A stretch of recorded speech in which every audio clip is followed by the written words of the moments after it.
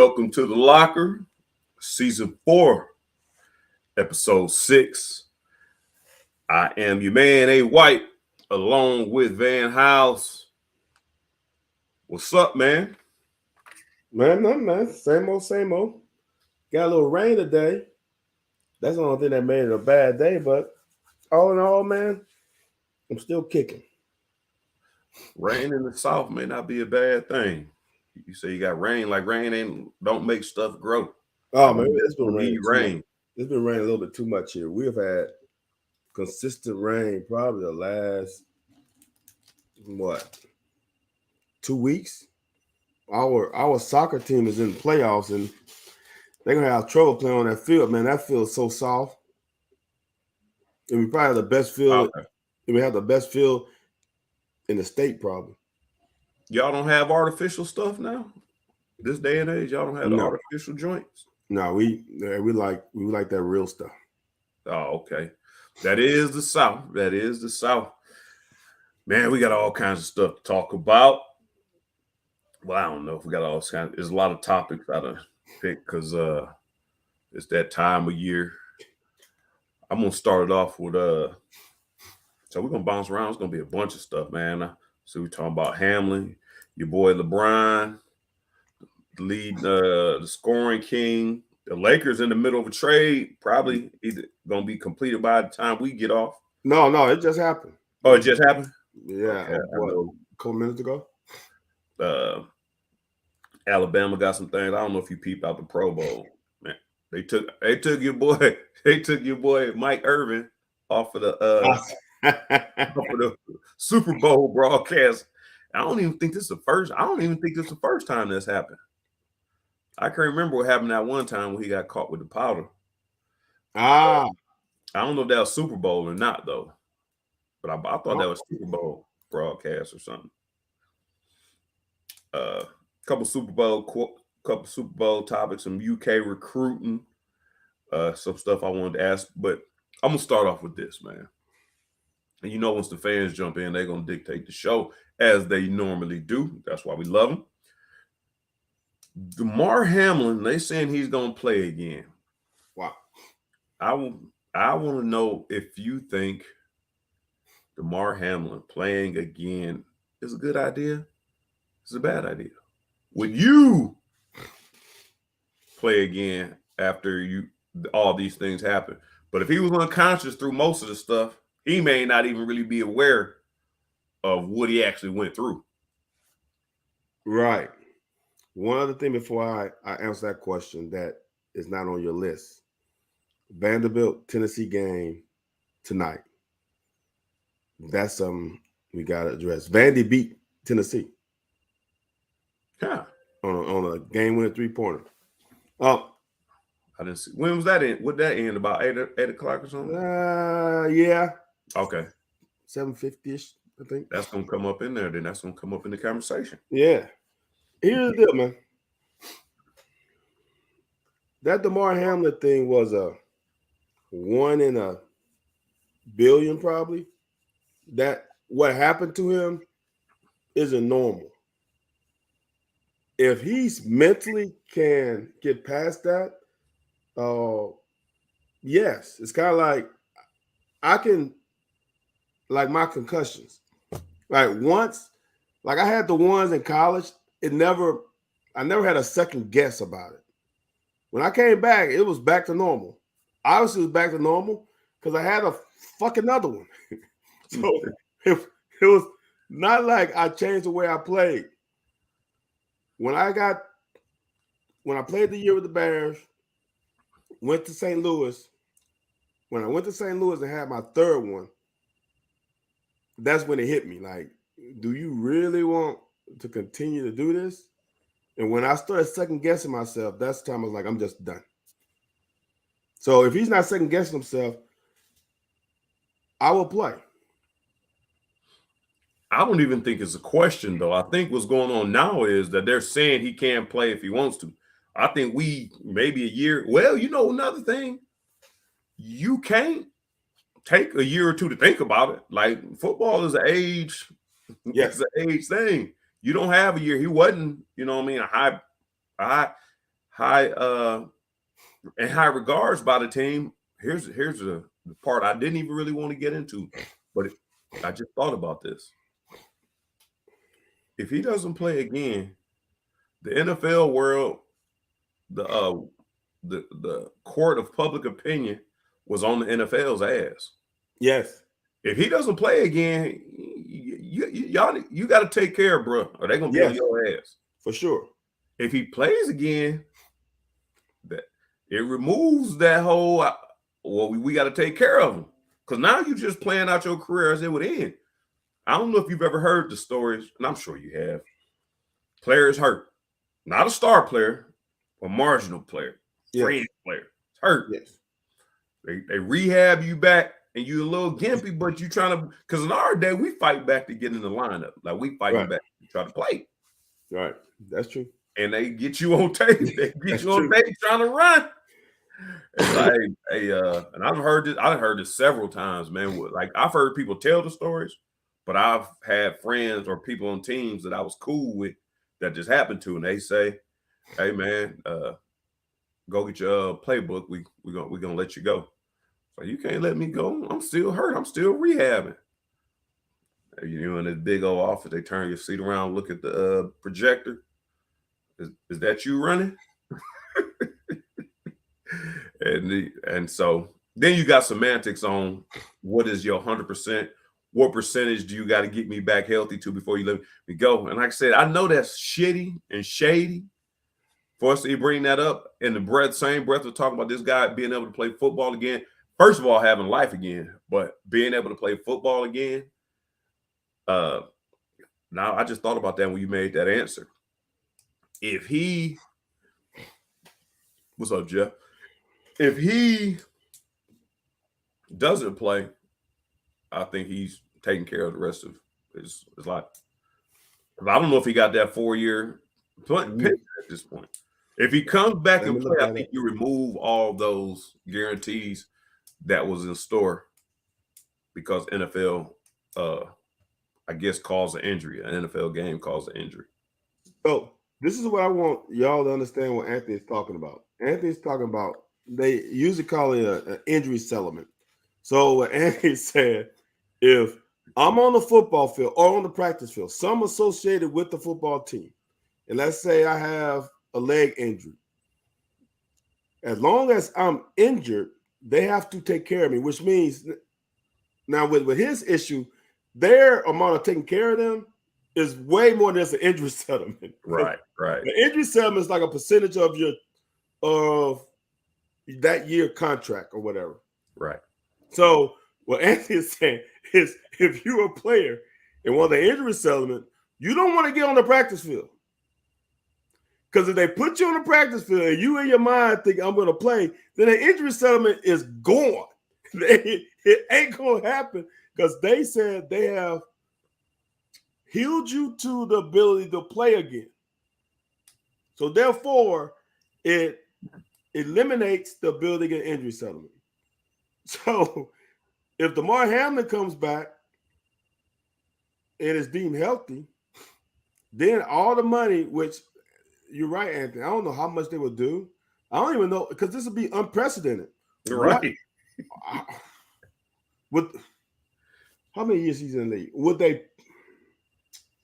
Because if he's at the end of his contract, that's not really enough to take care of him. But if he can say that I was going to make $100 million in my contract, if I would have played out without getting hurt, then he can sue them. I don't know, dude. That's a good one.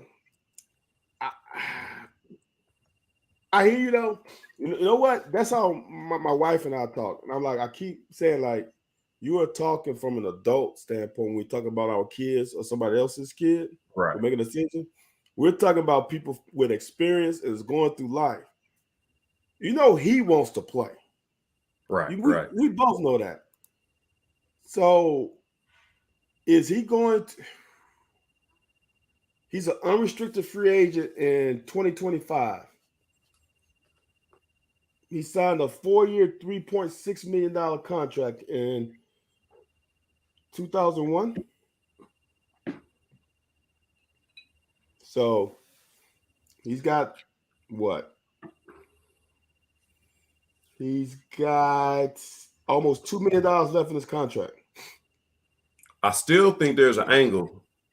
Everything Van says is correct. I still think there's an angle that if I'm scared to play again, yeah.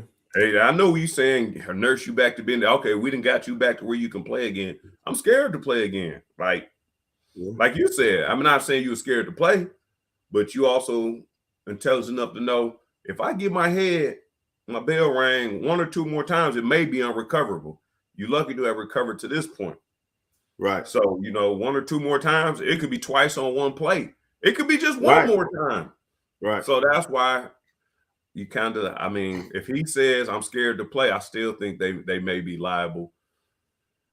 I'm curious. Like I said, I'm curious to see. That's a good one. I bank on he doesn't get back out there. Wow. I bank on. You said he stands to make $2 more million? Yeah, he's got. This will be the 2023 season.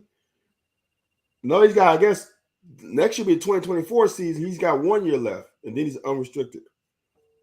Because this is 2023 season, right? Is $2 million a year, or he getting $2 million for the next? No. I'm sorry, he only got $1 million because he only have next year.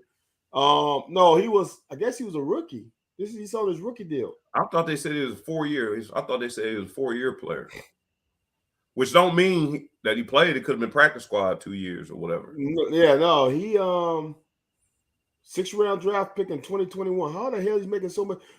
Dude, I'm pissed right now. Dude, I think the bottom is $600,000 now. Practice squad is like $450, dude.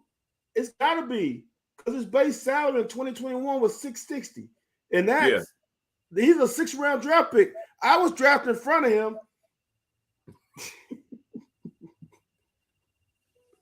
Dude. The base is like 600, dude. The base is like either 580 or 90 or 600. Dude. And maybe like 620. He only got a $40,000 signing bonus. No, I guess it's $160,000 signing bonus. Damn! Not much signing bonus I got? So he got 40 a year in. So he got I don't know. I can't see the number. So $40,000 for each year? 40,000 each year. That ML forgot 100. His damn signing bonus was almost as much as my damn salary. Hey man, the game didn't change. That's why these conversations got to be had, and that's why the collective bargaining agreement is extremely important. And the crazy thing is, when I get them emails or I get stuff in the mail about the collective bargaining agreement, like, dude, they steadily going through adding stuff to it. Like they adding, a couple. Well, it was a while ago. Now they add practice squad years count. Then there was something else they said counted. Well, it counts toward not accrued years, but credited years or something like this. So I think it's gonna get to the point where, dude, if you was on the practice squad, man, maybe you won't get the pension. But you got to get the insurance and everything else everybody else get. Like if you only get 2 years on the practice squad anyways, so you will still have to play another 2 years to get anything I out. Think that's changed, hasn't it? Hasn't the amount of practice squad years changed? You think you can play more than 2? I know for me, and this is my agent was pissed off for me, is since I played my rookie year, I couldn't get on the practice squad again, and they changed that rule. Oh yeah. Now you can go back on the practice squad. Yeah, I think Lynn Bowles was on the practice squad twice. Yeah, I didn't know it wasn't like. I don't even think it was like that when I played. No. I think that was in the. No, it was like that because my rookie year the next year they changed the CBA. I think they added that year. Well, I'm saying, yeah. So in 2000, when I came out, or 2001, that wasn't the case. Like you could play and go on another team on the practice squad. Well, we're gonna see what Hamlin does. Keep an eye on that. I say he doesn't play again. I mean, that's to me. I mean, you done lived the dream, you done the things you're gonna do. If not, like you said, man said, if you're a dog and you think you can go out there and clean up the rest of the money you left on the table and make a lucrative deal, and this is where you want to know what kind of bullshit the NFL may be on, and when you're paying attention to this. If he no, go ahead. I thought you was gonna transition. Go ahead. No, I was just saying that you could tell the NFL is on, because if they know that he got that injury and they don't re-up on him and he balls out, well, first of all, I don't really think he's gonna get a real chance to ball out. So it's really gonna be the end of it. But if he thinks he can come back and make a lot of money and sign a lucrative contract, then he may not get those opportunities. It's just gonna be, just watch for any kind of bull jive with Hammer. I don't think he's gonna come back and try to play, but if he does, watch anything that looks a little awkward and shady about it. What were you gonna say? No, it just harken back to 2000, 2001 when you left at 99, right? 2000 draft. 2000 draft, yeah. Yeah, 2000 draft. Your agent's telling you in round 6 you can sign a 4-year, $3.6 million contract. Dude, in round 6, he signed a 4-year, $3.6 million contract. When we came out, that 5th, 6th, 7th round was 4-year, 300,000, 400,000. He signed a 4-year, $3.6 million contract in the 6th round. Yeah. Timing is everything. I'm pissed right now. Damn. Well, moving along onto something, because we more than a third through the show. Moving along to talk about NFL players. We can move on from this tape. You can give me what you got for this tape.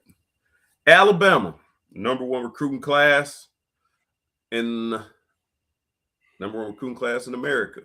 College football. They gonna Texas A&M this? Is Alabama back? Or is it significant to you that they got the number one recruiting class? We all knew damn well Alabama wasn't going to stay down. This how I look at things, right? There are kids right now that are 18 years old that has only seen Kentucky. Their low point was winning 7 games. Yeah. You know what I'm saying? There are some kids that are seniors in high school right now that the last 4 years they have seen us win 10 games twice. Win 8, 7, I think 7 before that first 10 win time. All they know of us is going to big bowls. All they know about is us winning 7 games. All these kids that right now, all they know is Bama. Bama had a down year. They still won 10 games. So how is Bama going to go down when they still got the go-that coach? They still are Bama. It's not shocking. The shocking one was Texas A&M being the number one recruiting class last year. That was the shocker. Alabama being number one isn't shocking at all. Saban still holds the damn key. And that concerns you? Why would it concern me? As a Kentucky fan or as a SEC fan? I think just college in general. You know why? You know what I'm thinking about it when you're saying Alabama? Georgia hasn't had the top recruiting class. Okay, they're number 2. Shit. This year they're number 2? I don't know. Depends on probably. They were number 4 last time they went into a championship, I thought. My whole point is I don't really think all that matters. I think Alabama is what it is. And why you looking that up, man? I think you played with Kurt Johnson. No. You know him, though. Yeah. Passed away today. This morning. Really? Yeah, Clyde Red-Nosed Reindeer What's up, Rudolph Clyde? passed Well, that along. I didn't want to throw that in the middle of the show, but former UK wide yeah, receiver yeah, from Paducah Tillman yep. passed away this morning. Prayers to him and his family. Big Blue Nation family. It is So bad thing Georgia's number 2 this year this year. after winning the championship. Well, they didn't win it yet. That yeah, I guess No, no. I'm saying they bring these guys in because we showed we wanted it back 2 years. Well, no, they got that signing class. You know, the early signing period is December something, so they didn't quite win it. They was in the top 4, but they didn't wasn't finished yet. So here's the thing: like we all talk about. So they were second last year. They were third in 2022. Let's see where they're in 2021. Fourth. In 2021, come Fourth, on. wasn't it? I don't know why this. In 2021, oh, they was 5th. Oh. So, and they were 5th in 2021 because they had only 20 recruits, and Alabama had 27. Everybody had more guys, and their numbers just wasn't as high. So it ain't like Georgia ain't bringing in dudes. Well, I'm saying everybody's saying the number one, like just because you rank number one, like Texas A&M, I've put it like no, that. yeah, that don't mean nothing. So for what you just said, it ain't like Alabama wasn't top 5. So it ain't like you wasn't getting dudes. Right. So it's not really like that ain't what I'm saying. I'm just saying for them to have the number one recruiting class, like you don't want out your way this year to make sure I get the number one recruiting class. So they just spent a bunch of money, or they've done something that let America know, look, we back. Now they may pull a Texas A&M, and that's all I was asking. Nah, when you got Nick Saban coaching, and here's the deal: like Nick Saban's gonna have 2 new coordinators. This ain't Nick Saban's first rodeo of losing coordinators. That MF loses them a coordinator, at least one every year. I don't think they consistently keep the same coordinator. Having Nick Saban as head coach, that doesn't guarantee they're going to be the champion, but it guarantees they're going to be in the talk. Because people need to remember, the only bad loss they had on their schedule was that LSU loss. To me, it's not a bad loss, but for Alabama, it's a bad loss. They lost 2 games by less than 6 points. Yeah. It is what it is. So Alabama's back, number recruiting class, set a record, I think, of 9 5-star recruits in this class. Damn. LeBron That's James. getting it done. That's getting it done. That's flat out getting it done. Yeah. That's more than that's a nice percentage. I was gonna say it's a third, but that's even more than a third of them. LeBron James, he passed the great Kareem Abdul-Jabbar for the NBA's all-time leading scorer. Are you a LeBron? I can't never keep this straight. Are you a LeBron fan or are you a Lakers fan? Or do you like LeBron at all? I'm a Lakers fan. Do you like LeBron? I don't give a damn about LeBron. Oh, okay. So how do you feel about him breaking Kareem's record? That record is about availability is the best ability in pro sports. All of them. His ability to play for, the crazy part about LeBron to me, and some people are going to say is low management. Some people are going to say, okay, whatever you want to put caveat on it. For that guy to still average 29 plus points a game, 20 years into his career, you got to give him something. I don't care if you say the game is soft, the low management, the talent around, whatever. That MF is averaging 29 points. Is he not averaging the same he averaged as a rookie 20 years in?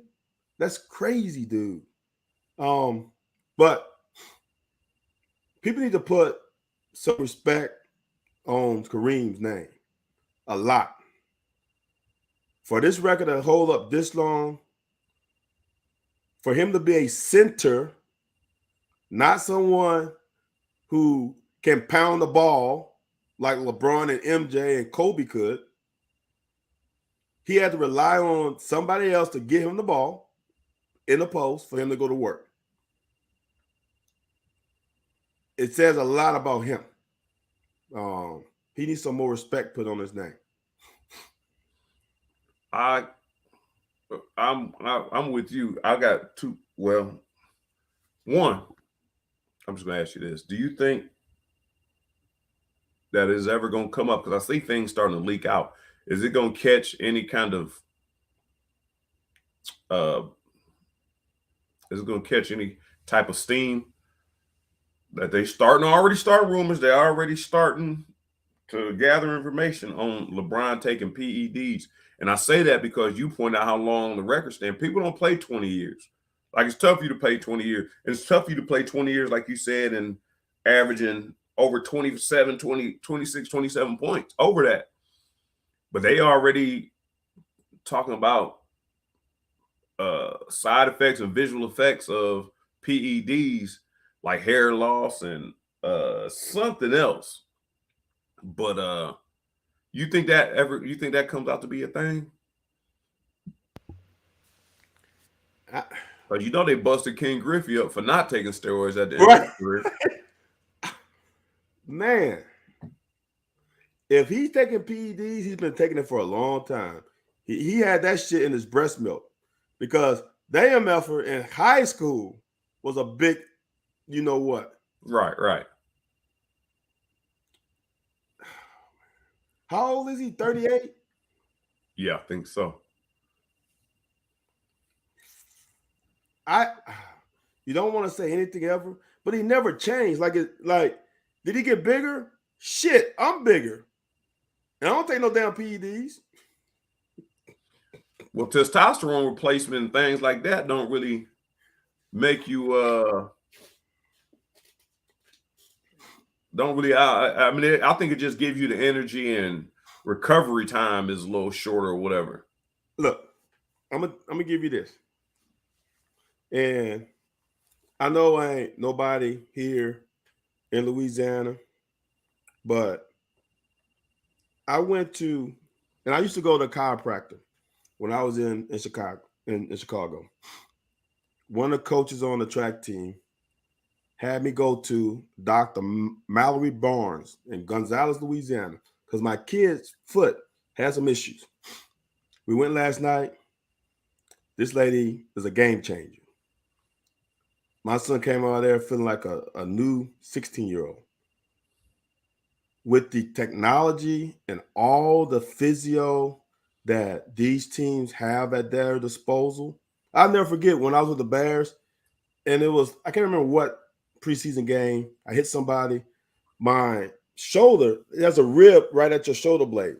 I guess it got a little off kilter.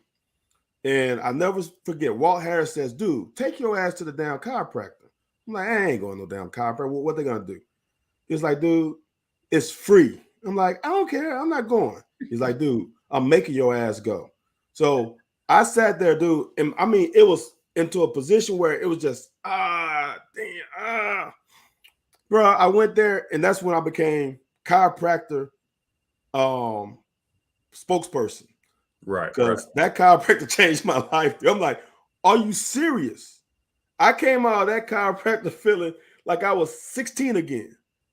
And these guys have massage therapists. They got all this equipment to get your legs back. They got compression pants to get your legs back. They got all this stuff. That's why a lot of these guys are playing long. Tom Brady is another guy. You just got so much at your disposal. Everybody knows now about nutrition, all the things that can help you play longer. I'm not sure he's on PEDs. But that hairline is fucked up, though.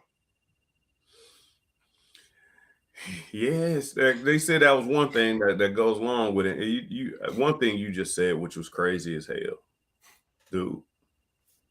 You said Now Tom Brady and those guys have these things at his disposal. Do you know you have to make it to this point? Tom Brady started with me.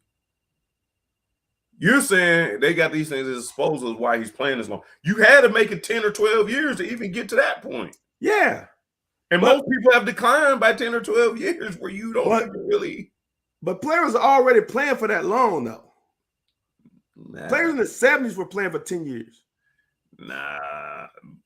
Not all of them.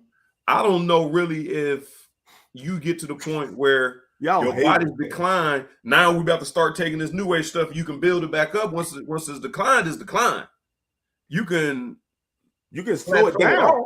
Yeah. Unless you take PEDs, HGH. That's just like Tom Brady, right? Tom Brady came out in 2001, 2000. He was in your class. He came out 2000. Yeah. 2000. Think about the advancements from when I came out in 97 to 2000. That was a shift. The fucking money was a shift. Fucking you get me. I'm joking. But no, like Braun came out in 03, 04. Yeah, 03, I think. By the time he got to 10 years, dude, there was a lot of advancement with technology. I would say no.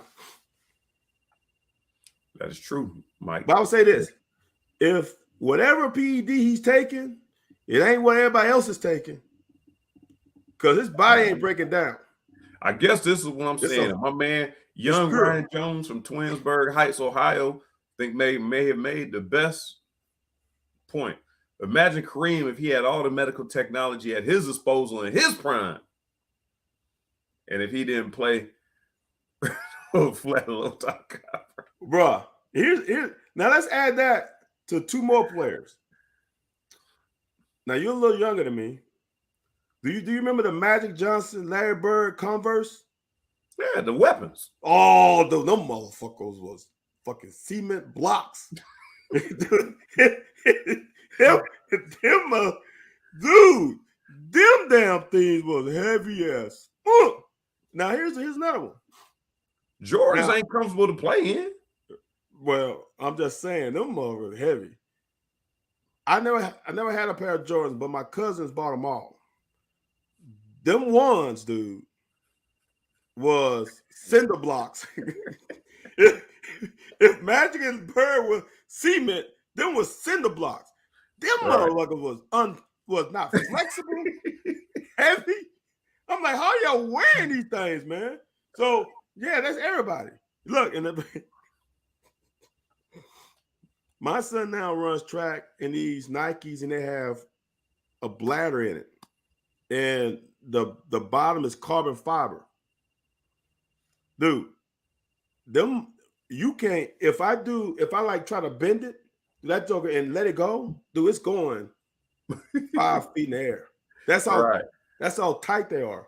Yeah. So yeah, everybody has advantages, man. That's just normal. Yeah. If Kareem played, and think about this, if Kareem played now with the way they play, getting up and down the court, I know they did that with the Lakers, but that wasn't Kareem on the wing. That was Worthy, Cooper, Byron Scott. As imagine now, Kareem could just get up and go because he was an athlete. Him and Wilt might average 40 points a game. What ended Hakeem's career? Old age? Did he have an injury or anything? Injuries. Yeah, dude. I talked to a couple old Bears when we were there. Them MFers. Here's how things are different when you make more money. The Bears practice, their training camp was in Platteville, Wisconsin. You don't know where it is? Because there's a reason. Them MFers, we used to say they used to go out every night during preseason. They said they ain't never come to training camp. They ain't work out. Their first workout after the season to the next season was the first day of training camp. Right. So everything is different. They used to smoke in the locker room. Come on, man. If your teammate, if you smoked in the locker room when I played, you'll get your ass whipped. Don't nobody want to smell that shit. So yeah, man, everything has changed. Yeah. Mike made another good point that once that money started getting big, I feel like them PDs had to be mandatory. I think that's why people got mad at Ken Griffey. Like, why you ain't string this thing out a little? You started getting hurt at the end of your career. Now, I don't know if you really ever paid attention or studied testosterone replacement. It's kind of, I mean, I can't say really it's naturally, but more than just bulking your muscles up, it's really just making your body operate as if you were a 20-year-old. So your recovery time, your metabolism, like just everything is, man, sex drive, all that stuff is just kind of, I don't know. And I think that kind of sets you back. Like here's a prime example. I know Vince Carter was bouncy. Yes. Like I don't see LeBron doing a whole lot more than Vince did. Now, maybe Vince didn't work out as hard as LeBron. I don't think LeBron is working out as hard as people say. I'm not holding the whole he's doing PEDs or HGH, but it's just something about him not declining at all over this period of time. Like when they show Vince trying to dunk, well, not trying to. Vince can definitely dunk. And he's just like, you know what I mean? But he acting like he doubting himself where they can dunk at this age. Here's the difference. And I don't know how big Vince was. Vince ain't the fucking tank that LeBron is. But that's you wear and tear on your knees, though. No. Right. But hold on. Vince is high flying all the time. And here's what I tell all the people, these little kids who play basketball all the time. Your body, it can only take those hard stops and all that pounding from jumping so high. Your bodies ain't made for that. LeBron ain't that. LeBron is almost between Paul Pierce and Vince Carter. Could he get up when he wanted to? Sure. But LeBron played on the damn earth more than he played high flying. You know what I'm saying?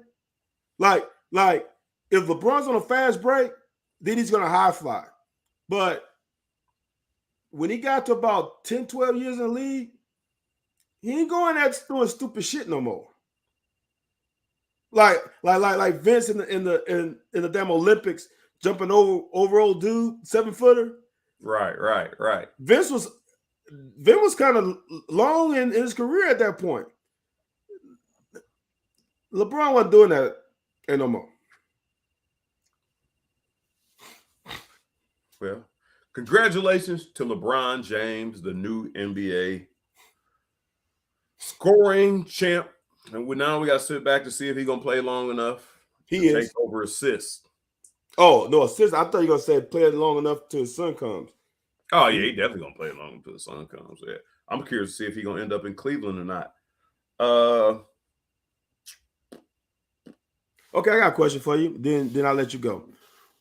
If I'm LeBron and my son is drafted and he's drafted to Toronto, do I, LeBron, ask for a trade and I'll take league minimum? Yeah, absolutely. I mean, but I think LeBron got more pull than that. Can you imagine? Fire whenever he wants to. He just tell the coach, y'all draft him or I'm leaving. It could be even second round.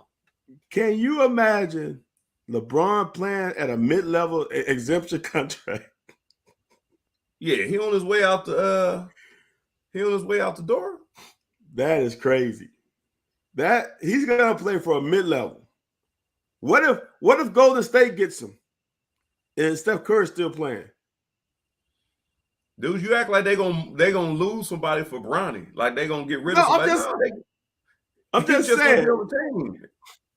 So will people be more mad at him for the man of trade or getting out of contract to go play with his son, or what he did to Cleveland and then went to Miami?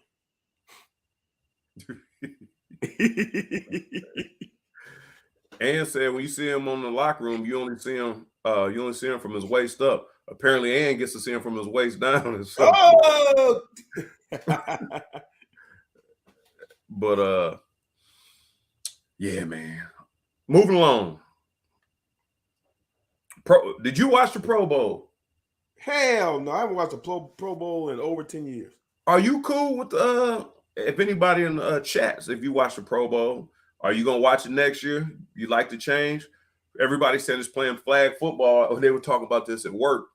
They playing flag football, and I said, I can't Murray, whoever Murray, when a running back for Dallas, the year he's a running back for Dallas, and they were running through, dude. Like we didn't have more thud in 7-on-7. Like he just running in there, and they just grab him. They just wrap. It ain't no thud and wrap up. You know how NFL thuds, man. This is one thing I'm gonna change the subject really quick. NFL thud, for people who don't know, and that's one thing I couldn't stand about playing the NFL. We kind of did it at Kentucky a little bit. Is you go, and this is how, and when people like Van and I talk about, well, this guy, like somebody get hit in the leg or something seems like it was accidental. You're like, oh, that was accidental, man. These dudes are the coldest athletes. Like they want you to run 100 miles an hour, 100% full speed, and stop on a dime. Like hit them and stop. Like you got all your inertia. You got 6'4", 265 pounds of inertia going there. As soon as you hit them, stop your feet. And Van, tell me if I'm bullshit. That's how the thug goes. The worst part about it is neither one of y'all better not end up on the ground. Or it's a problem. It's a real problem. So when I watched the Pro Bowl, I think it was 3 years ago before COVID, and they was running Latavius, whatever his name was, Murray, was running through there, and they just grabbing them and just hugging them, and then they stopped running like they was doing that to all the backs after a while. So when you get mad at flag football, we was already watching flag football in the Pro Bowl before. I just like the skills component of it that they added. You was watching worse than flag football, because at least at flag football, like you said, you're going. Those flag football games can get crazy. So now I would say the Pro Bowl was worse because nobody was going full speed. That didn't close. Oh, right. Yeah. But I haven't, man. The Pro Bowl to me is the biggest waste. It's the worst of any big professional sport all-star game. Yeah, you're right. Not even close. It's not even close. Hold on. I don't disagree with you, but the NBA not playing no D is that, I mean, just because it's not a contact sport, they doing basically the same thing. At least in the fourth quarter, they start playing hard. You know what I'm saying? At least there's a portion of the game. Or if y'all don't remember, when Kobe played it like a real game. Oh, yeah. So did Blake when they got mad at Blake Griffin. Like the ones who come in and play it tough, they get mad. Yeah. So no, the NBA isn't nearly as bad. Dude, when your goal in a sport is to tackle someone, and you go there and you don't tackle like you normally tackle, the sport is called tackle football. So it's not even close to the NBA. At least in the NBA, you want to see points, right? Even the Pro Bowl, I want to see points. I want to see offense. But I don't want to see people just letting people just run by you. And not receivers, but running backs. I'll catch him as he go by me, then I'll ride on his back. No, man, that ain't football. Would you like to see different skill challenges? Somebody was saying, I thought it'd be like have players play out of position. Like have tackles line up at receivers and little stuff like that. Or you just kind of feel like, no. Because you said this last week when we were talking about spring football. Well, the spring football game, I guess it's a horse and pony show, I guess. I don't know. I feel like, to me, if I wasn't the starter number 1 or 2, I felt like spring football was a big deal. That was my chance to shine. And that was my bit of evidence going into next season. Like, man, look, man, I balled out, man. And I know everybody gonna say, man, we wasn't playing hard, but I kind of think it's kind of like you act like spring game ain't important. I know the practices are probably more important. That's what I'm saying. But it's still, I don't know, man. I still think there's a component of spring football games, for some people, not the only people it's not important to is the starters. But even going into spring, you know who the starters are going to be. Right. I think. You know what I'm saying? So it's. I'm going to go back to this. I'm always sit on this one. If your ass got 14 practices and don't do shit, don't expect a spring game to catapult you to a certain position. Mike, listen to me. We just talked about this earlier. When a 6th-round pick next to his contract is point something million dollars, hell yeah, it's about the damn money. Dude, so look, if a 6th-round draft pick is getting 4 years, 3.6, 3.36, whatever it was, what is a 2nd-rounder getting? I don't even want to talk about the 1st-rounder. What's a 3rd-round getting? If he's getting 3 point something, a 3rd round gotta be in a 6 million. 4 year, 6.8 as a 3rd rounder? Get the fuck out of here. Hell yeah. Why would I play? I mean, that, and this is why the Pro Bowl needs to get away.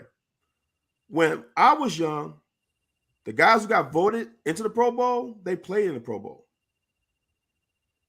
It wasn't when I was a kid in the mid 80s, late 80s, when you made the Pro Bowl, you played in the Pro Bowl. Now you keep that damn bucket keeps getting kicked down to win. Lamar Jackson backup quarterback. Yeah, they said when Huntley when the backup quarterback is in the Pro Bowl, you know how many times that can has been kicked down. The backup, there's 32 teams. 2 of them played. All 30 rest of them said, I'm good. Yeah, it's about the money. Do you want to get hurt? Robert Edwards played with Georgia. I can't remember, was he with he was with somebody in the field. New England. Yeah, I think he was with New England. Got hurt in the Pro Bowl and it was never the same. And it wasn't contact, it was a saying something. What they playing? Beach volleyball. Yeah. Tore his knee up. As we talked earlier. I don't think that was Pro Bowl, though. I don't think that was Pro Bowl. I think it was an NFL event. I don't think it was Pro Bowl. I think it was an NFL event. Okay, right. No, right. It wasn't a game, but it was at the the Pro Bowl festivities. Yeah. Blew out his knee, never was the same again. So what you telling me is you want to play in something that ain't really that important, and the potential of ending your career or hurting your career? Because once your ass get hurt, there's a new damn draft class every year. Your ass get put to the wayside in a heartbeat. I'm gonna ask you a question. I'm gonna move on again. I'm either gonna drop a subject or two, or we just gonna get through them. You sound envious when you're talking about these guys' new money. The first thing I think about when you talk about these guys' new money, and this is the way I talk. It was the same thing when you and I talk about name, image, and likeness. When we talked about name, image, and likeness, and I told you, hey, I ain't gonna be like Justin Rogers, but if I touch the ball more than anybody on offense next to the center quarterback, and we are successful, I'm not taking Tim Couch getting $1 million, Craig getting 500, and I'm getting 200. I'm not saying they don't deserve it, but it's going to be, and I'm not going to have no beef with them. It ain't going to sit right, but I say this, you talk about the money they making now in the NFL. You remember what happened to Dave Chappelle before he went to Netflix? $500 million. David, we're going to give you $50 million. $50 million is a bunch of damn money. But if I'm the one doing all the damn work, where's the other $450 million at? So when you say the money they paying them, yeah. But I also know that the NFL, for them to be paying them that, do you understand how much they are pocketing? That is the real question. It is a lot. It's like, so if they give you, it's like you say, you talking about them giving them $3 million. Like I said, it's probably less of a percentage than we was getting back when I think the minimum when I came, I was 244, I think. Okay. Yeah. Dude, this is the difference. And this is why I think the NFL is the biggest load of bullshit in the I don't know the other sports, but I'm gonna just say this because we played in the league. Is they don't take care of the people who built this shit. The last TV deal was 100 billion with a B. 100 billion. There's 1,000 millions in 1 billion. Okay, that's 1,000 millions in 1 billion. They got 100 of them 1,000 millions to get to 100. Because look, because we can all fathom $1 million, right? We can all fathom $1 million. That's I think we can visualize $1 million, right? Think of 1,000 of that vision. Now think of 100 of those 1,000 millions. That's how much the NFL got from TV. You know how much money that is? You know how lucrative that is? Now, it wasn't like that when that's why I don't get mad at NIL because Coach Curry only made like $1 million when he was coaching Kentucky. I think he was one of the highest at that time. No, not me. He got $1 million shoe deal with Nike. I was about to say I don't even know if he made a million the whole time there. He got $1 million shoe deal with Nike, right? So that was pretty damn good for Kentucky.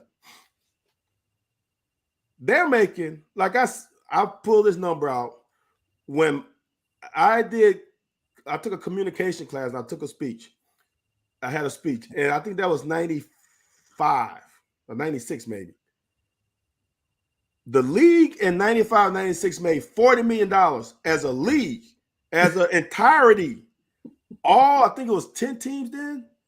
10 teams shared $40 million.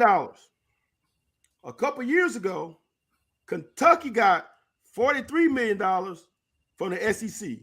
43. One team out of 12 made as much as 10 teams back 20-some years ago. So just think of the guys in the NFL, because college is different. All the guys who in the 80s, in the 70s, even us coming up. Something's got to happen, bro, because it just ain't right. And I understand there's a lot of players, but damn, $100 billion contract just a televised game. This ain't including sponsorships and all other shit. This is just a fucking TV deal. This ain't counting the amount of money you get from the down suites, the amount of money you get from concessions. This is just the TV fucking deal. $100 billion. And I know there's some guys, I'm fortunate to not have the issues, but I know some ex-teammates of mine that have issues. And if you ain't get that, 4 years in the league, you are shit. 4 years in a game? I think it's 4 years in the league. Or 3 years in 4 games. It might be a 3. I don't know. Whatever. It's something you got to play. That next year you get there, you got to play you got to play 3 games. Or whatever, if it's 3 or 4, you got to play 3 games that year coming up. And while we preaching, I'm going to say this so people can understand. The reason why a lot of guys get cut out of the league in year 3 is because then the team that they are on don't have to pay for or have to match their retirement, their insurance, all that shit after they're done. So that's why a lot of you wonder why this player was doing well and then he got cut or he got released, because they don't want to be on the books for his shit later. And if you can be a 6th rounder with $3.3 million as a part of your contract, there's a reason. And it's sad that, they just don't take care of the I don't need to be taken care of, but I know some older guys that need some fucking help. And I ain't going to jump on this, but I do want to point this out on what you're saying. because it could go. This shit could go a whole lot of different directions. From what Van just said, all the money we're making, hundreds of billions. So with the CTE concussion settlement, and this was the kind of shit they do. That's why when I started this off talking about Hamlin, pay attention to the little bullshit. They make too much money to be on some bullshit. And it reminded me of the Dave Chappelle situation.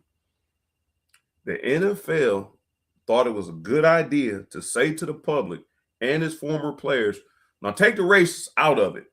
Just take the business into it, the business end of it.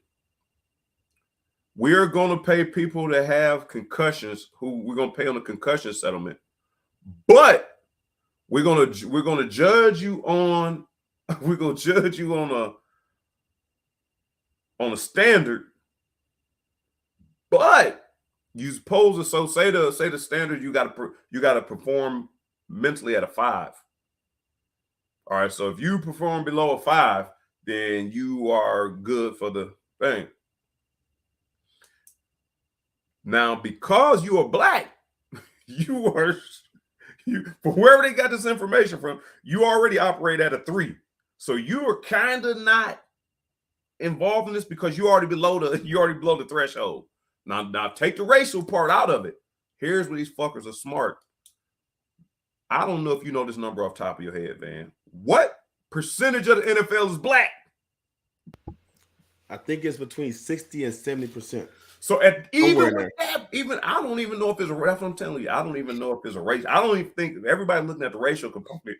I think these motherfuckers were just trying to save as much money as possible. Dude, it's bad, dude. People don't understand. Like you said, their standards are I mean, I think Wes Welker just had a thing where he can't get whatever treatment on his knee or something because they said it's not football related. Wow. Well, shit. How long did I fucking play? No, dude. My knee is bone to bone because I just been walking as a pedestrian for the last 20 years, and now all of a sudden my knee is bone to bone because damn, I was just born with no meniscus and no cushion between. Get the fuck about, dude. To get fucking treatment or to get help, you gotta, dude, it's their independent. And I like when they say independent. No, it's their independent doctor. So they choose who is independent. It's ridiculous. Yeah. It's not the concussions, mental health injuries need to include withdrawal from contact. Team sport is real. You're right. There's a lot of stuff going on, man. A lot of stuff going on. 2 subjects I gotta hit, man. I was gonna ask something about the Super Bowl, but I ain't gonna mess with it, man. Super Bowl is what it is. It's gonna be a good game. So then I'm gonna ask you about last time I asked you about is UK basketball, the state of UK basketball. Oscar, apparently it's okay to bench Severe and the comments Cal made. But my thing is, do you know Kentucky for 2025 has offered one of the top 5 quarterbacks in America?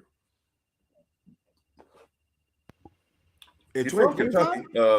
From Lexington Christian. Oh, Coley Bowley. I watched him play. Oh, have you? I don't know all the members of the Spinners, the singing group, the Spinners, but Cutter Bowley could be one. He can spin it. Mm-hmm. He can spin it. He's spinning like that? Yeah, he nice. Boy, nice. Make all the throws. Now, mind you, we said the same thing about Drew Barker? Allen. Bo Allen. Oh, Bo Allen, yeah. My question to you is, and this is what all the scuttlebutt has been. We got Leary coming in this year. We got Will Levis for 2 years out of which color? And I know we got a lot of UK people on here. What is your thought? What is your thoughts on one, UK landing the home state kid?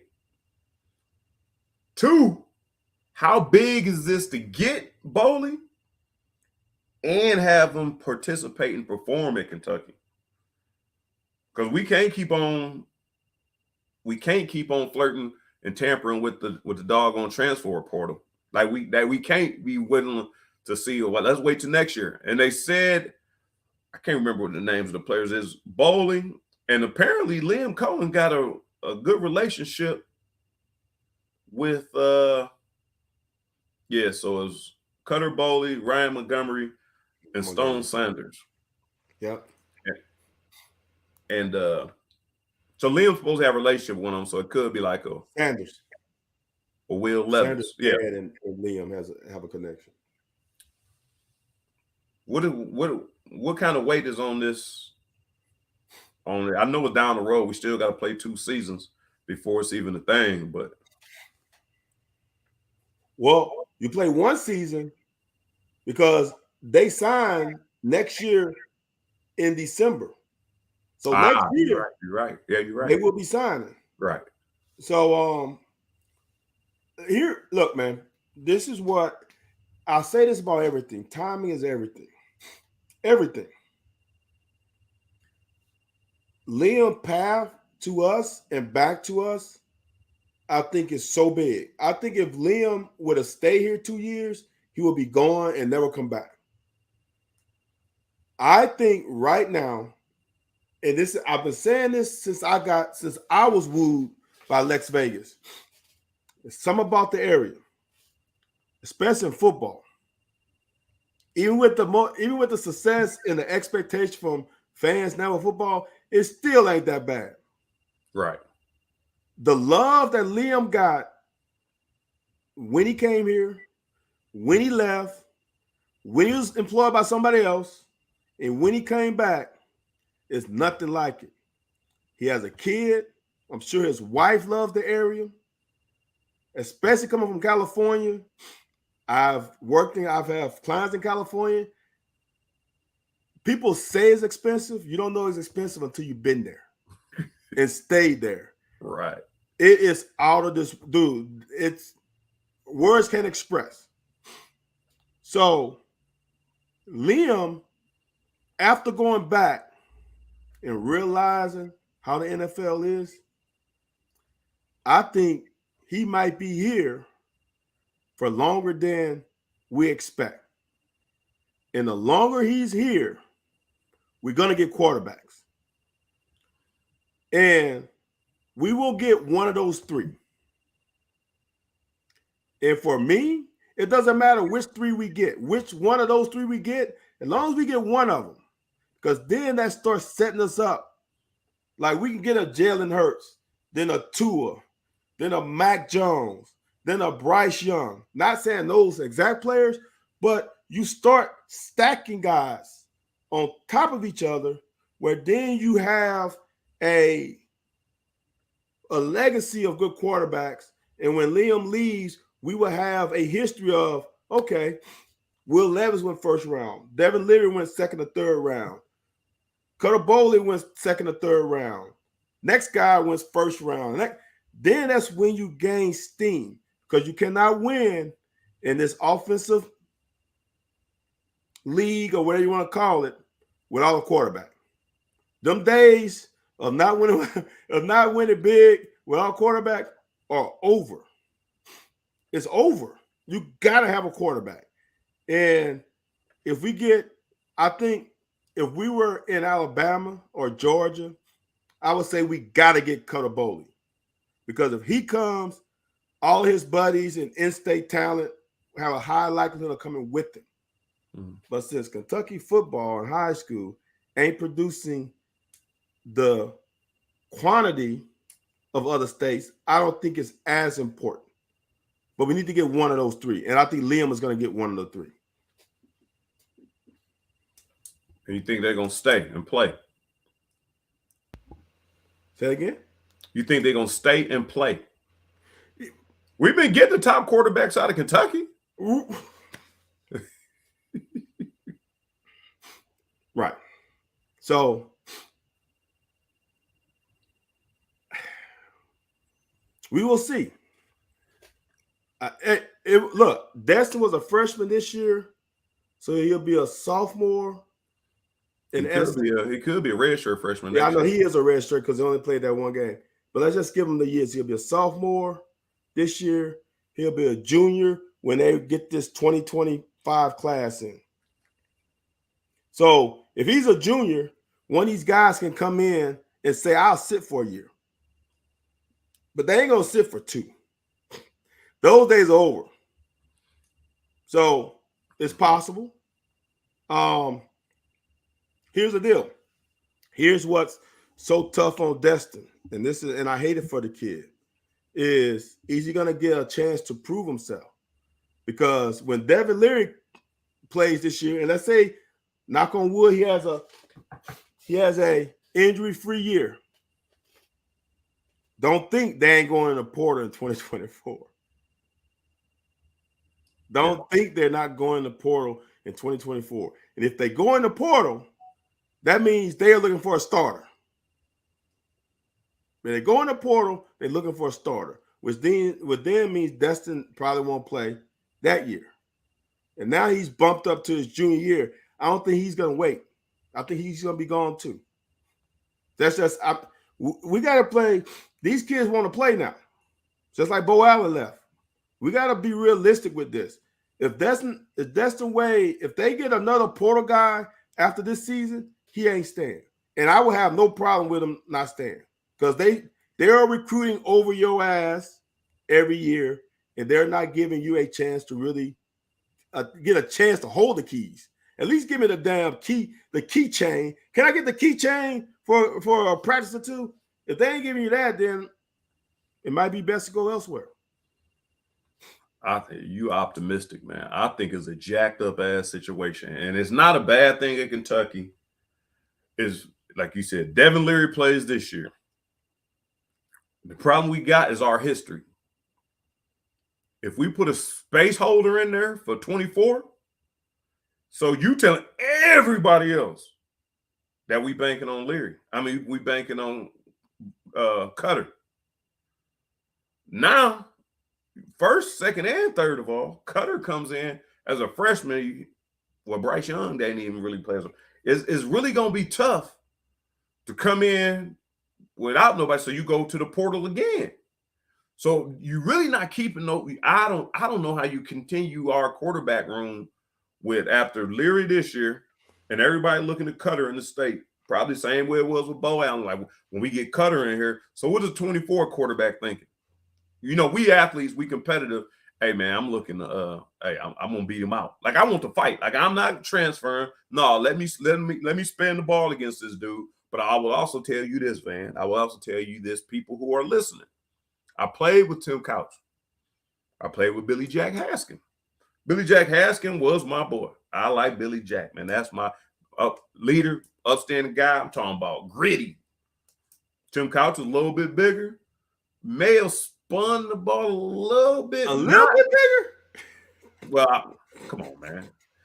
But I'm saying Tim had a feathery touch, but Billy can get the ball there in a hurry. Like he could throw. If Billy Jack was 6'4", it'd be a whole different conversation, I believe. But Tim, you know what happened when Tim Couch came in and Billy Jack was there. What you didn't see happen was what happened when Tim Couch left and me and Dusty Binder wrote. I had 3 damn quarterbacks. I just thought about that. So Dusty Binder come in, put up close numbers to Tim. Very next year, Jared Lorenzen takes over. So I understand that these things can happen. And when you start, and we have Tony Franklin there who told you that was the beginning of the end for Hal Mummy and the Air Raid. Because you kind of lost the locker room by making a bad coaching decision. But so that's where I don't know if we're ever going to get a stabilized quarterback room. Because like I said, after Devin Leary this year, Cutter, Sanders, whoever you said that we got coming in, ain't really trying to wait. Now, the best thing you can do is go back to the portal for 24 and get somebody with 1 year. So now all these 25ers are going to be like, yeah, man. All I'm saying is the dude from 25 expecting to come in and play. But if they smart, they shouldn't expect to come in. You don't want to be thrown to them wolves without, getting a good playbook in you and all this other stuff. But this I don't know.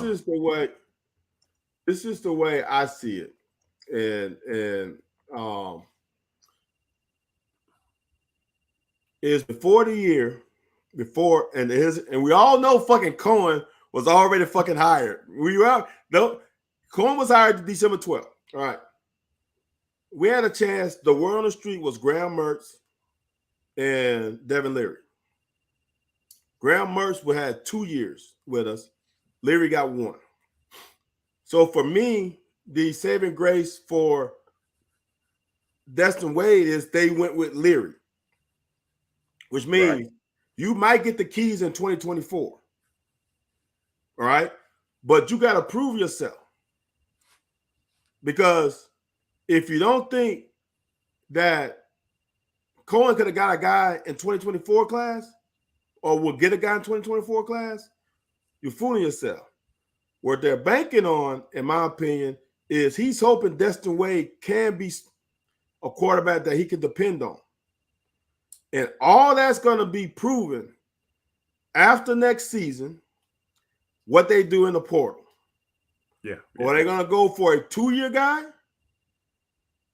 or they're going to let the chips fall as they may, and then we're going to get one of those guys that you just named, those 3, in 2025. But if they go in the portal after next season, Destin Wade and Kyle Sharon are done. Because they're not going to go for a 1-year guy. They're going to probably go for a 2. They're going to go for a multi-year guy like they got with Will Levis. And if they do that, the timing is perfect for that 2025 class. They're not pressed to play unless they beat out the guy. The portal guy for 2 years get 2 years in the system. And then that next year as a sophomore, one of those guys will be able to start. After next season, going to tell me everything about how Cohen feels about Destin Wade.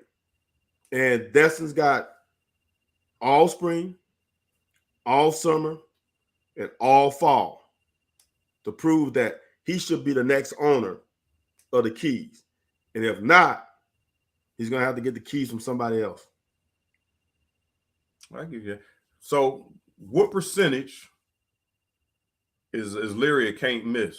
Because even if it's a foul ball, man, I don't know. What percentage you think he's a can't miss? I was skeptical of Will Levis. When we brought Will Levis in, I really wasn't skeptical. I just knew I had seen everybody. I hadn't seen Will. And it was a home run.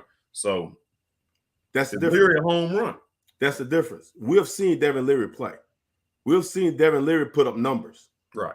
We've seen Devin Leary, and the numbers mean nothing to me. As we talk about tackles, like every tackle is a great tackle. Just because you got 150 tackles don't mean I'm impressed by that. Right. The thing about it is, I've seen him in this process, as we've said on here, I've said on here, I said Will has a 54K modem processor. I've said that many times. Devin Leary has a Pentium chip processor. He can legitimately read defenses. Right. He can legitimately get the ball like you complain about in a window. He can get to number 2. Your number 2 don't have to be play side. Right. Your number 2 can be backside. And I've seen him read defense where he can go backside in a hurry. So is he a can't miss? I don't like can't miss, but he comes into our program at a higher level than Will did. I give you that much. And probably better weapons. DJRC Cola is worried about his health. So is Ann, the fan, Ann. That's a problem. But all his injuries are fluke. Now, some people are just injury prone, though, even if it's fluke injuries. I was going to say, you ever heard of, a guy named Anthony Davis? And I don't mean Anthony Davis White. I'm talking about, hey, you talking about fluke? Come on now. So I don't know. Yeah. So, yeah, his injury history is the issue. But think about this. This motherfucker's coming in with 2 freshman dog receivers, right? Mm-hmm. You got 3 tight ends. You got a proven Ray Davis. I don't think Ray Davis is your best running back, but he's your most proven. If that MF can rush for 1,000 yards at Vanderbilt with the quarterbacks he had behind him, he is a proven commodity. We know right now, I don't care. People want to say, oh, we lose C-Rod. Yes, we did. But that MF can get you 1,000 yards. He's just proven it. Yeah. So you got to, even if he's your best back, he's a damn good best back. Is he elite? I would say no. But is he damn good? Yes. And I am over the moon with Wilcox. And some of these freshmen, and running back is the easiest position to come in as a freshman and play. Is it not true? I don't know, because I was a hell of a running back, so I don't know if it's easy or not. I'm not saying it's an easy position, but all these guys in high school run the same fucking system. There's inside zone, outside zone. It ain't like you got to come in and learn damn Spanish in 2 weeks. It's a position where you can come in and contribute right away. He is coming in with more talent around him. It's just the O-line isn't great, like Liam had and Will had his first year. But, dude, he's got talent on the perimeter that Will did not have at all. So. And there's that about UK football. Before we get out of here, where we got about a good 5 minutes, we out of here. Kentucky basketball. Before we get into Kentucky basketball, you pointed out before we came on this show that there was a Vanderbilt-Tennessee game. I'm starting to be concerned, and are you concerned that what was our one good win? Michigan. What are our good wins? Michigan, Tennessee. That's a really good win. Yeah, but I'm saying Michigan, Tennessee. I don't know if Michigan's a good win anymore. It never really was. I'm saying it never really was, but looking at the schedule. Okay, so if Tennessee continues, and I asked this on Sunday morning, if Tennessee continues to slide, skid, and give up games, so our quad one win, I said, can it turn into a non-quad one win? No. I was told not really. No. Tennessee's too high. But and Tennessee lost at Vandy, so they stayed probably quad one. So what I'm saying, what if they get knocked? What if they lose 4 more? Does that mean that we don't have a good win with Tennessee no more? No, I think Tennessee beat some pretty good teams. It's like, who is that? Like Duke has won enough quad. They have enough quad one wins that a loss. See, our loss to South Carolina hurt us because we don't have but one quad one win. You know what I'm saying? Right. So we just, I don't know. It's just hard for. See, I don't like basketball with all that shit. So, UT was road win, so they have to go. Yeah, jeez, that ain't gonna happen. I don't think it's gonna drop. I don't think that's gonna happen. I don't think Tennessee's gonna fall off the earth either. No, I'm not saying. No, this was not a Tennessee thing. This is all a Kentucky thing. Okay. So basically, what we need to get down to before I get into the basics of the game, what are you willing to bet that Kentucky makes the tournament at all? What I want to bet? What are you willing to bet? Not a damn thing. So you don't think they're gonna make it? I would say this: they should make it, but why? Because it's Kentucky. No. They showed you a reason they should make it. No, because I think I heard the other day. I read on Twitter that yesterday or this week that 9 of the SEC teams are in the top 20 net or something. So the SEC ain't a bad conference, and so if we win 20 games, didn't fucking North Carolina last year go 8-8 or 500 in the ACC last year and made it in the fucking tournament?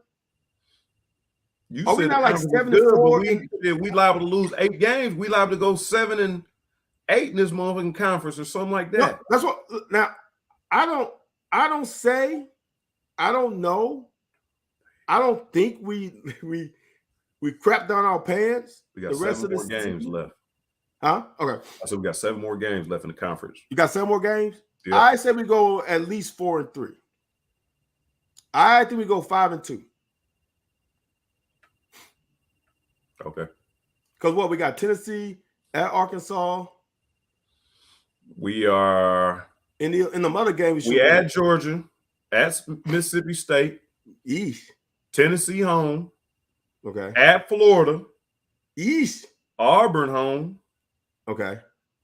Vandy home. Okay. And at Arkansas to finish the season. Yeah. I think we at worst go 4-3. So we lose Arkansas at Arkansas. Yeah. Maybe. Tennessee at home going, huh? I don't know we lose at Arkansas. The Arkansas we just lost to yesterday? Dude, you know damn well you can't look at this game and next game. I'm going to say this. It depends. I can't ignore it either. Look, I said on Round of Shots this Sunday that I didn't feel good about this Arkansas game. And there's a lot of reasons why. We don't have time to get into it. But I feel better about that one. Don't ask me why. I feel better about the at Arkansas game. Let me tell you why. So here's the reason why. I got my hand on my stomach. Okay. Here's the reason why. Because I get on fans a lot. I fucking knew that a damn midweek game, a Tuesday game at 9 p.m. Eastern Standard Time, we would have no fucking home court advantage. None. And that's some bullshit for a basketball program. And if you don't think that matters, I can't say nothing for you.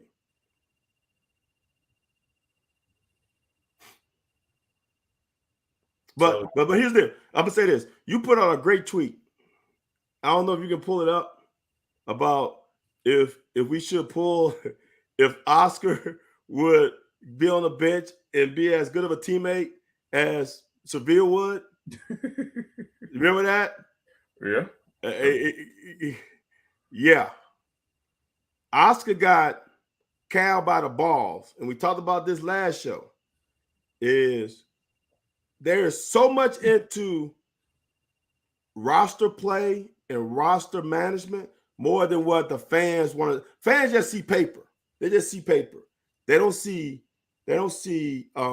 promises. They don't see attitude. They don't see work ethic. They don't see any of that. All they see is paper, 6'6", 250, 40-inch vertical. There's more to it than that. And Oscar got Cal by the balls. There's no way, in my opinion, I said this last show, that Oscar should start against certain teams. And this was a team he fucking shouldn't have started against at all. He should have got Severe minutes a few games ago where Severe played 7 minutes. That's how much Oscar should have fucking played. Quote, tweet is, if we have to bench Severe to win games, is it also okay if we have to bench Oscar to win games? So what does BBN think about that? Moreover, what's Oscar feel about that?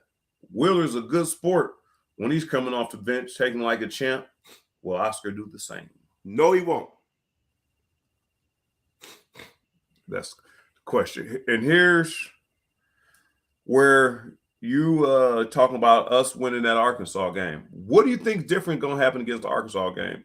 Now, are we going to – so Damian Collins played a good game or, gave us good minutes, loved some good minutes. I feel like we should have Collins, Toppin, Livingston in there because they've all bouncy and they active to play with these athletes. Oscar didn't have to be in there.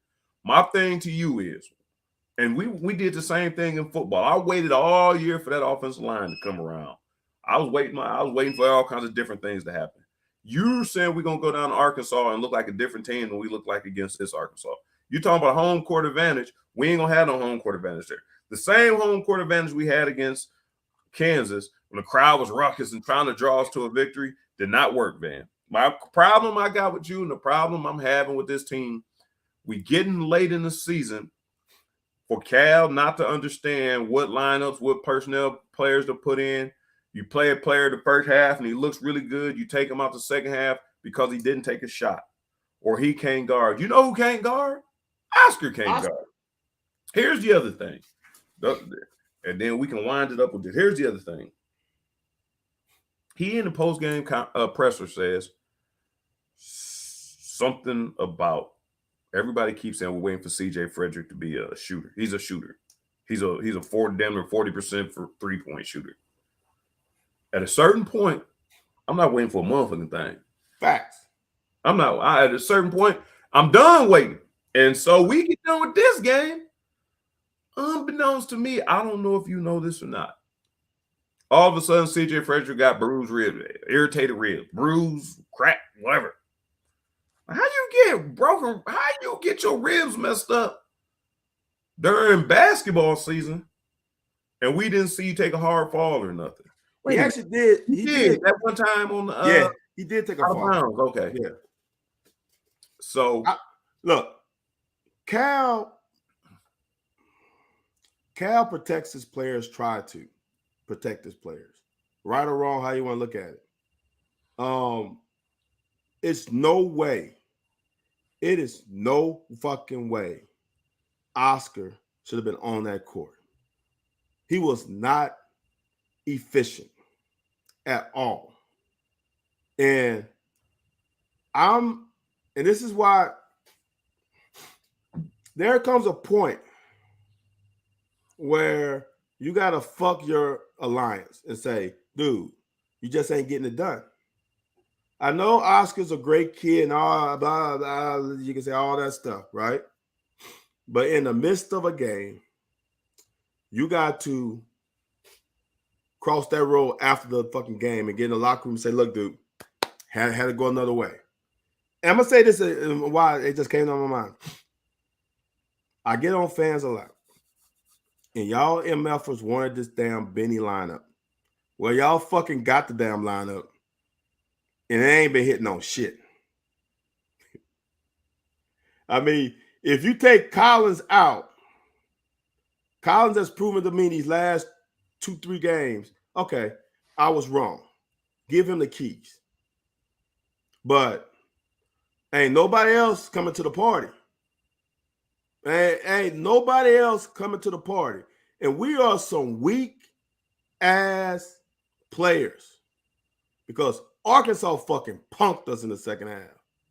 And it wasn't anything crazy. They wasn't doing no Dennis Rodman shit or what's the guy for Memphis Grizzlies?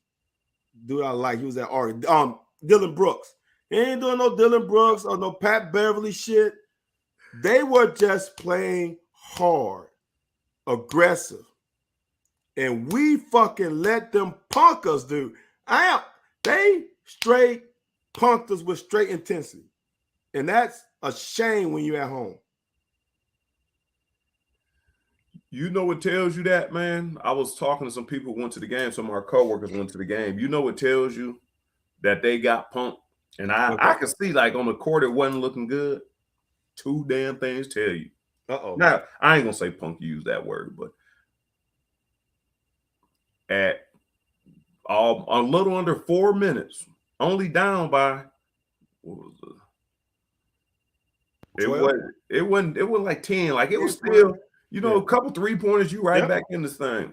When the media started going to conclusion, like they started going to, and dude, the fans started filing out. So even with a 10-point game with 4 minutes left, the fans started leaving, and the media started talking about what's next for the Cats.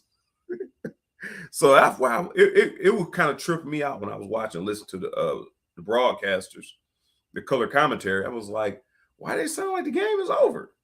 And sure enough, I mean, I didn't expect it. I thought we'd come down, make a couple shots, make some stops.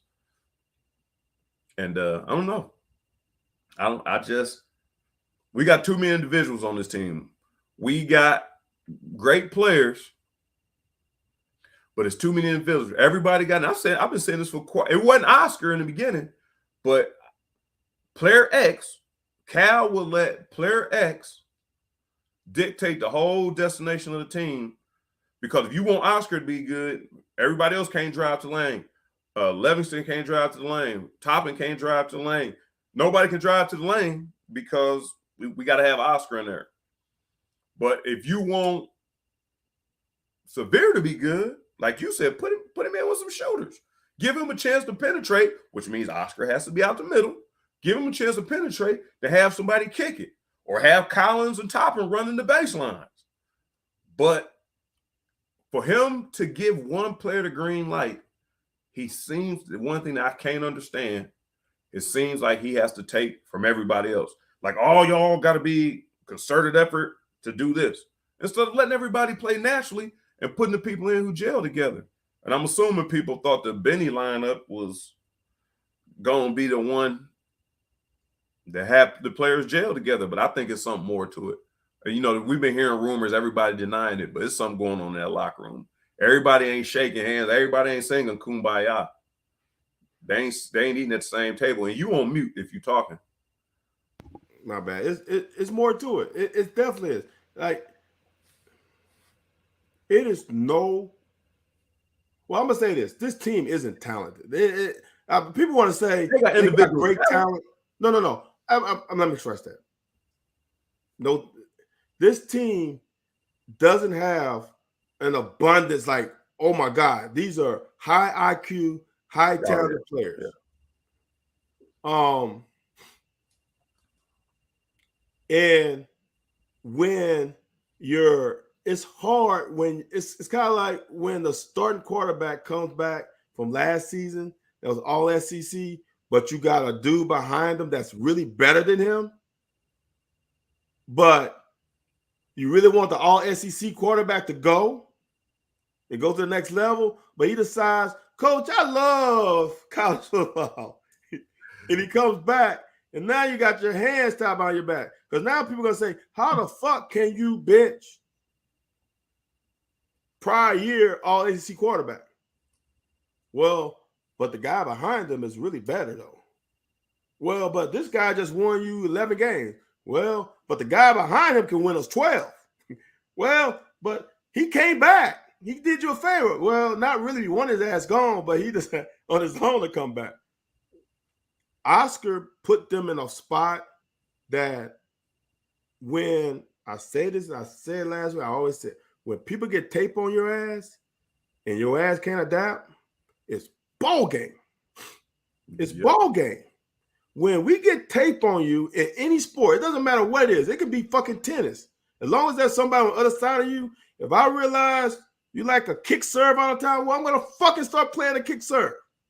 Right. If I know your ass can't play pick and roll, I know your ass can't play against athletic bigs, I'm going to make sure my athletic big plays against you. And Oscar is not the sole reason, but as you said, we're trying to force feed him, and it's a problem. It's a problem. What did he score 4 buckets last game?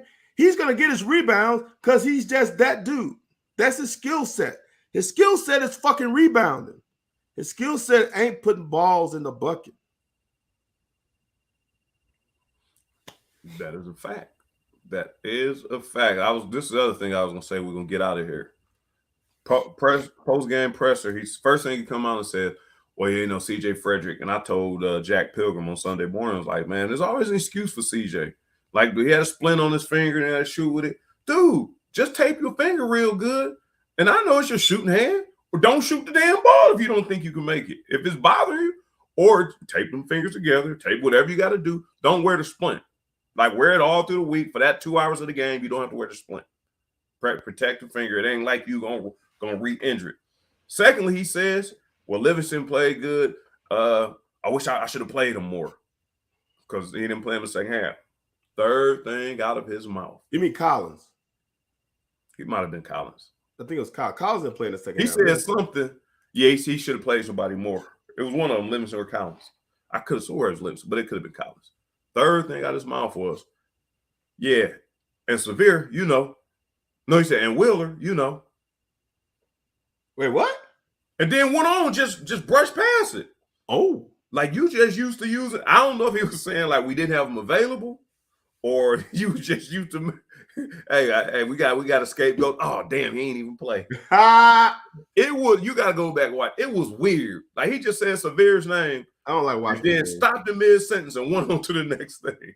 I don't like watching coach speak. That's all it is coach speak. I don't.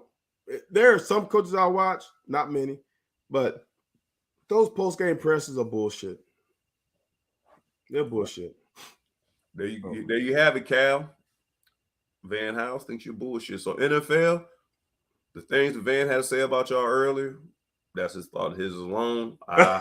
If y'all have a opportunity for me, I'm willing to take it. I'm willing to take 5 or 7 million out of the 100 billion y'all get. I ain't greedy. Yeah, I ain't greedy. Dude, 5 million out of 100,000 millions? That's nothing. That's nothing. You was one talking. You was one calling full of bullshit and all this other stuff. So I just want them. I said the post game pressers. No, you said earlier when we were talking about the NFL. You was talking about the NFL. The NFL. Yeah, go back and watch the podcast. Okay, yeah. Hey, if y'all want to see, hey, tweet me what time it was, so then I can go back and I can fucking find it. I was gonna say it when you were saying it, I was gonna say these are Van's thoughts and Van's alone. It might have been when we were talking about Hamlin and how they operate on the injury clauses and whatnot. Yeah, that's probably right. that's kind of early, so y'all don't have to listen that long. But yeah, go find it out and fucking record or something and send it to me. Everybody, we appreciate y'all for joining us, man. We started a little late. As you see, I don't have my background. Don't know why, but we appreciate you all for joining us. Please head on over to YouTube, Twitter, Instagram, TikTok, Facebook. Like, subscribe, share, follow, and then join us back next week. Matter of fact, everybody who comes next week, bring a friend with you. Have a friend watch it. Have a friend. Comment. More comments will help us as well. But keep joining, keep participating. We appreciate all of that. We'll be back next Wednesday for episode 7 of The Locker. Appreciate it.